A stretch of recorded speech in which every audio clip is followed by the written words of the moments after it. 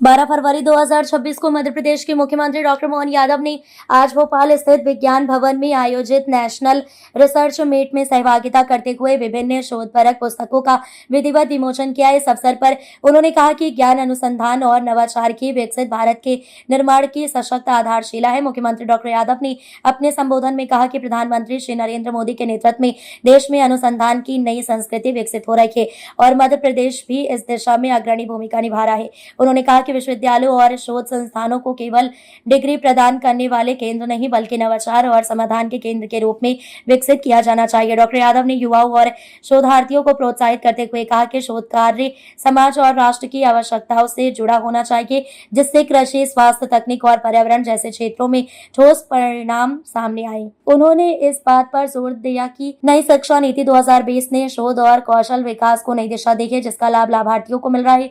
मुख्यमंत्री ने विश्वास व्यक्त किया कि इस प्रकार के राष्ट्रीय स्तर के आयोजन प्रदेश में बौद्धिक वातावरण को सशक्त बनाएंगे तथा मध्य प्रदेश को ज्ञान और नवाचार के केंद्र के रूप में स्थापित करेंगे। कार्यक्रम में शिक्षाविद, शोधकर्ता और विद्यार्थी बड़ी संख्या में उपस्थित रहे।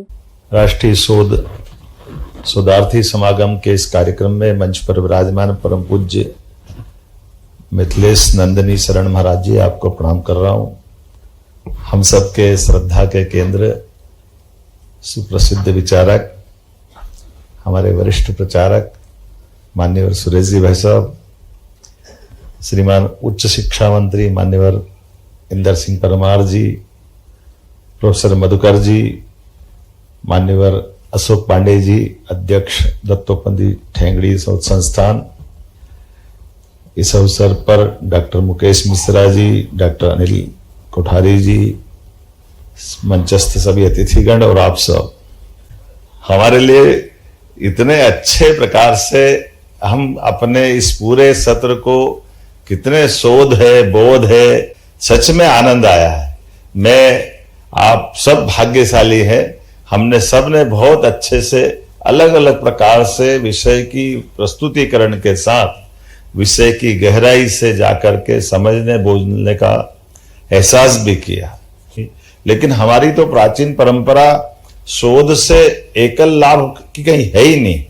शोध समाज आधारित है और समाज आधारित शोधों के लिए हमारी संस्कृति सदैव सबको प्रेरित करती रही है और उसी के कारण से ये हमारी आज की धारा भी दत्तोपंत ठेंगड़ी शोध संस्थान के माध्यम से उधर ही ले जा रही है, जिसकी आवश्यकता है। तो मैं समझ सकता हूं कि आज के इस अवसर पर ये हमारे लिए सच में राष्ट्रीय शोधार्थी समागम का ये बहुत पवित्र समागम है, जिसमें माननीय सुरेश जी भाई साहब जैसे विद्वान व्यक्ति हमारे बीच मौजूद है, जिनने बहुत अच्छे से बीज मंत्र में सारी बात कर दी। और सच में महाराज जी को सुन के तो ऐसा लगा कि हमारा ये सच में दोनों प्रकार से इस आयोजन की रचना करने के साथ उद्घाटन सत्र में आपने सुयोग्य अतिथि बुलाए।